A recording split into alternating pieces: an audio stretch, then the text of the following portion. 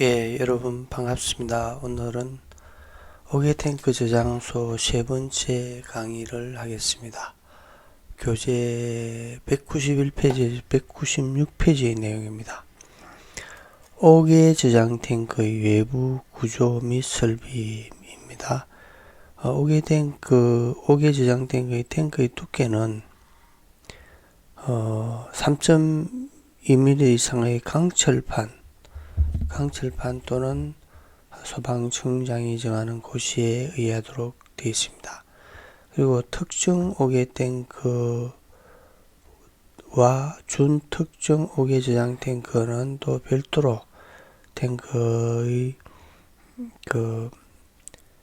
외부 구조를 하도록 하고 있습니다. 이건 이제 특정 오게 탱크는 100만 리터 이상의 탱크고 특정 오게 탱크는 50만 리터 이상 100만 리터 미만의 탱크를 특정 오게 탱크라 합니다. 이제 별도로 이제 그 외부 탱크의 두께를 정하고 있죠. 그리고 압력 탱크, 외의 탱크 압력, 그러니까 최대 상용함, 평소에 사용이나 운전을 할 때 최대 상용 압력이 대기압을 초과한 탱크를 말합니다.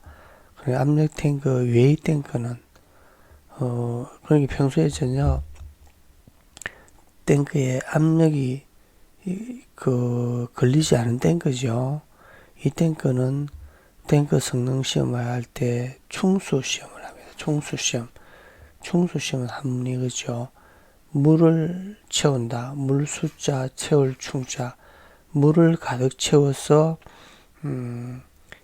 24시간 동안 지켜보고 변형이나 새지 않으면은 정상이다. 이런 이제 충수 시험을 합니다.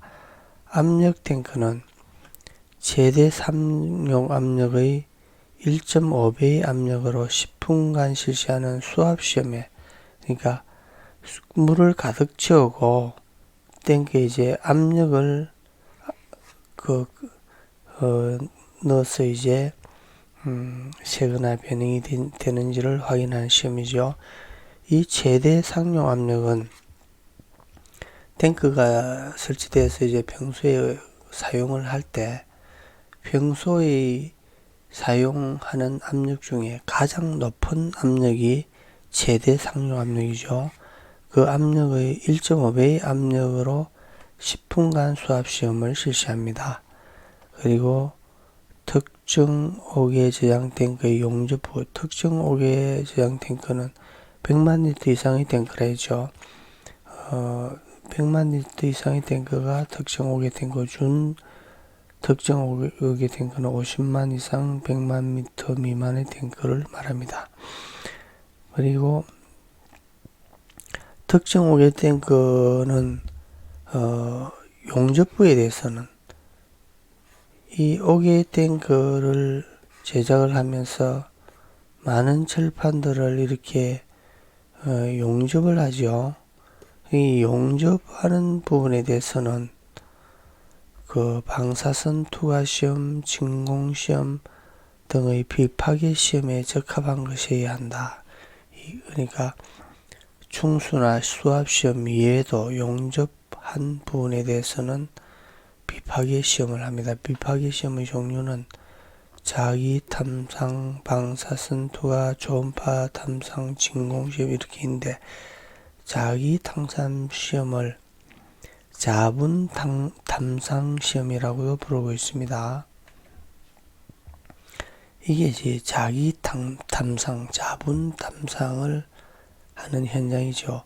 이 탱크 안에, 이 탱크의 바닥입니다. 탱크의 측면이고, 그럼 이렇게 철판을 용접한 부분에 대해서 바탕에 이제 흰 페인트를, 라카 페인트를 칠하고 쇳가루를 이제 뿌려서 이렇게 전극봉으로 해서 이제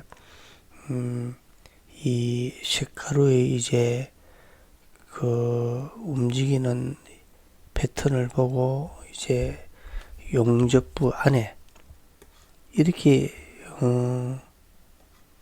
철판이 이렇게 있으면은 이렇게 용접을 하겠죠. 용접을 하는데 안에 작은 공기방울 기포가 있는지를 확인하는 시험이죠.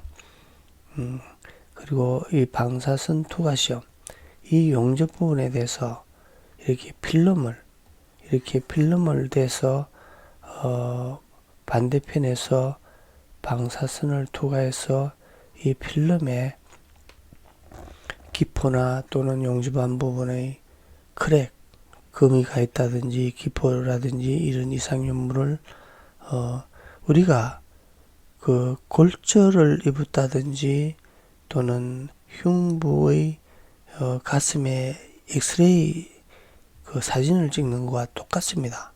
그러니까 이 필름을 대고 반대편에서 방사선을 보내서 이제 이 용접부에 대해서의 그 기포가 있는지 또는 이 붙지 않은 부분이 있는지를 확인하는 시험이죠. 그리고 옥에 저장된 그 외면, 바깥면에는 도장, 페인트 칠을 해야 됩니다. 녹이 슬지 않게. 그리고 옥에 저장된 그 밑판, 바닥판이죠. 옥에 된 그 이 받침대라면 이 밑판 이 부분입니다. 이 밑판에 대해서는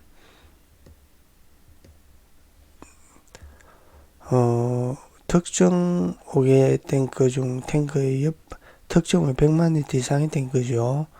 옆판의 지하단의 두께가 15mm를 초과하는 경우 탱크의 내경, 내부의 직경이죠. 30m를 초과하는 경우 또는 옆판을 고장력강으로 사용하는 경우에는 옆판 아래에 애눌러판을 설치해야 된다. 그러니까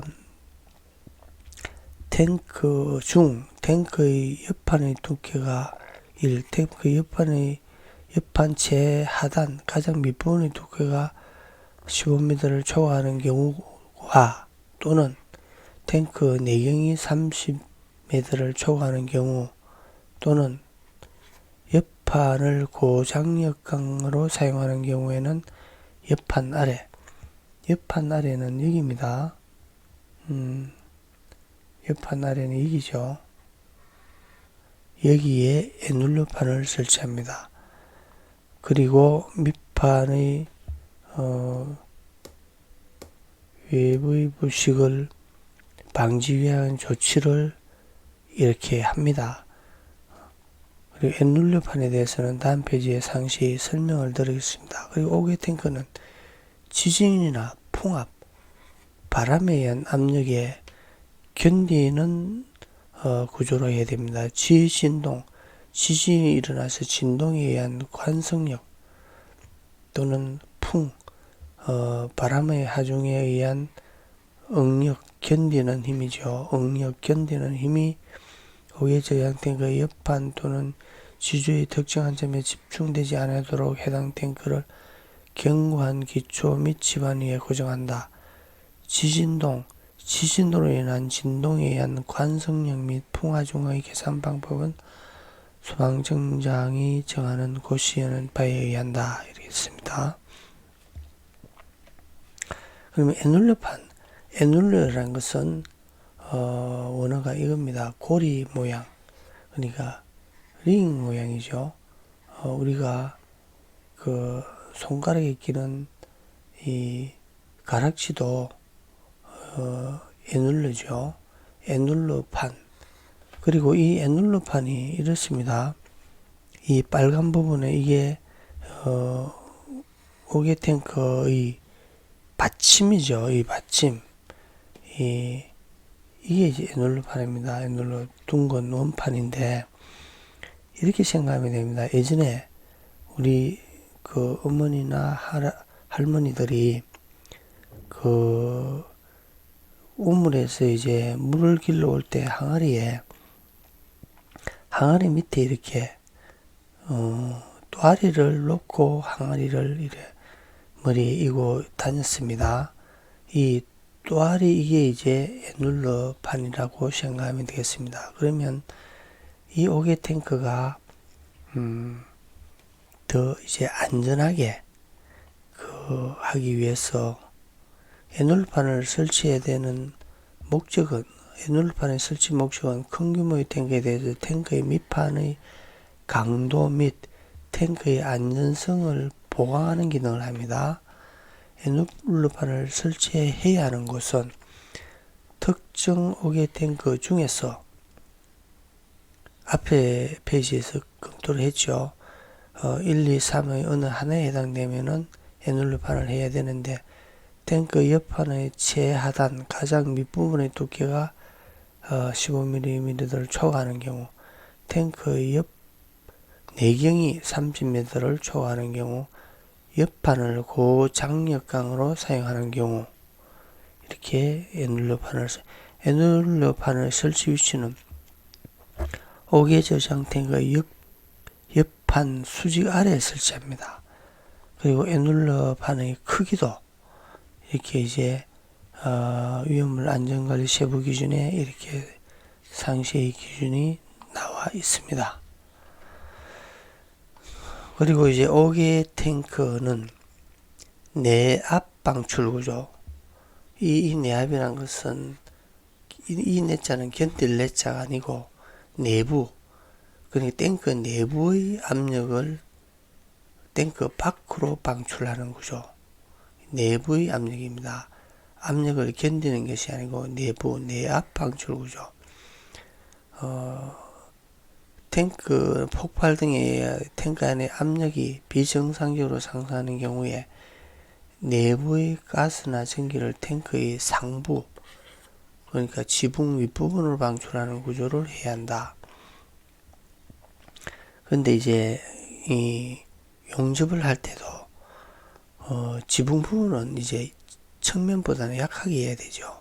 그러면 측면과 지붕 부분을 연결할 때는 이렇게 한면 용접만 하지 이쪽에 양면 용접을 하지 말라.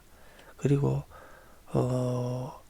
접한 바닥면과 옆판 측면과 할 때는 아주 튼튼하게 이렇게 양면 용접을 한다.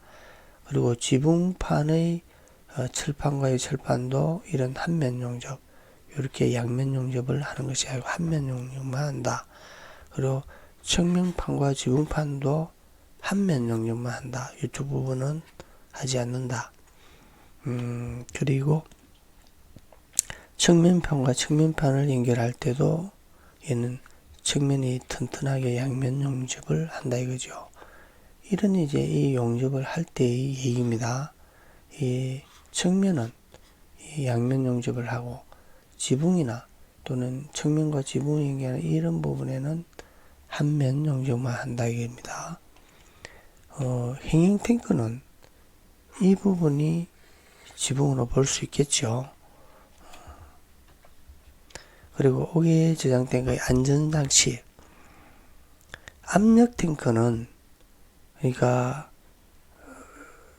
평소에 사용할 때 탱크에 압력이 가해지는 탱크죠. 압력 탱크는 자동적으로 압력의 상승을 정지시키는 장치, 감압 측에 안전 밸브를 부착한 감압 밸브, 안전 밸브를 변경하는 경보 장치, 파괴판, 이렇게 두 가지 이상을 해도 되고 한 가지를 설치해도 되겠습니다. 압력 탱크 외의 탱크는 사료 위험물 탱크는 통기관을 설치합니다. 이 통기관은 밸브 없는 통기관과 밸브 부착 통기관이죠. 이 밸브 없는 통기관을 무변, 엽설무자고 변은 이제 밸브입니다. 밸브가 없는 통기관, 무변 통기관은 이제 경우도 사용을 하고 있습니다만 한문이죠. 밸브 없는 통기관, 이제 소형 탱크들은 대부분 밸브 없는 통기관을 사용하죠. 밸브 없는 통기관은 그러니까 오개 탱크가 있으면은 이렇게 통기관이 있으면은 평소에 항상 이렇게 유전기가 밖으로 나올 수 있고, 또 외부의 공기가 이렇게 탱크에 들어갈 수도 있고, 이렇게 이 배관이 그리고 막힘이 없는 구조죠. 이 통기관의 기준도 이 모두 충족해야 됩니다. 직경 30mm 이상, 통기관의 끝은 45도 이상 구부려 빗물이 들어가지 않게, 그리고 인하 방지망, 가연석 해수 장치, 이런 아주 기준이 있습니다. 이 부분도 지난해 이제 상세하게 개정을 했죠. 통기관의 구립망도 40mm 이상의 구립망을 하도록 하고, 그리고 38도 미만에는 화염 방지기를 설치하게 하고 있습니다. 전에는 개정 전에 그런 내용이 없었습니다. 대기 밸브 부착 통기관은 평소에 이제 이 통기관에 밸브가 부착돼 가지고 일정 압력 이상이 되면은 자동으로 밸브가 열리는 밸브를 설치하죠. 그러니까 5kPa 이하의 압력 차이로, 그러니까 플러스나 마이너스 압력이 걸리면은 밸브가 열려서 작동하는 거죠. 그리고 인하시험이 34도 미만인 데는 화염 방지 장치를 설치하고, 여기도 40m 이상의 구립망 또는 동등 이상의 성능인 인하 방지 장치를 설치하게 하고 있습니다. 인하 방지망은 40m는 이제 20m보다는 40m가 이렇게 더 촘촘하다는 거죠. 메시라는 것은 이렇습니다. ASTM 표준으로는 1인치, 그러니까 이 1인치라는 게 2.54cm가 1인치입니다. 1인치 길이에 들어가는 줄, 이 개수의 수가 이제 40개가 40m이고, TYLER의 표준은 1인치 길이에 들어가는 구멍 수를 이야기하는 겁니다. 구멍의 개수. 그리고 인하 방지기는 이제 인하 방지망은 이런 철망이 하나지만은, 인하 방지기는 이런 철망이 수십 개를 이렇게 포개어서 이 두께 25mm, 2.5cm, 25mm면은 인하 방지망이 수십 개겠죠. 겹쳐가지고 이렇게 만드는 것이 인하 방지기입니다. 그러면 인하 방지기는 이게 이 인화가 효과가 엄청 좋겠죠. 사실은 여기서의 인하 방지망이 이기 때문에 여기서의 화염이 이쪽에 전달되는, 여기서의 이 인화 물질에 이제 전달되지 않게 여기서 이제 열 손실에 의해서, 전도에 의해서 이제 열을 빼앗는 거죠. 근데 인하 방지기는 인하 방지망을 수십 개를 겹쳐 놨으니까 훨씬 이 인하 방지 기능의 효과는 많겠죠. 왜 그러냐면은 열 전달이 다 이제 이 전도가 돼서 옆으로 이제 불꽃이 인하되지 않겠죠. 자, 오늘은 이것으로서 설명을 마치겠습니다. 고맙습니다.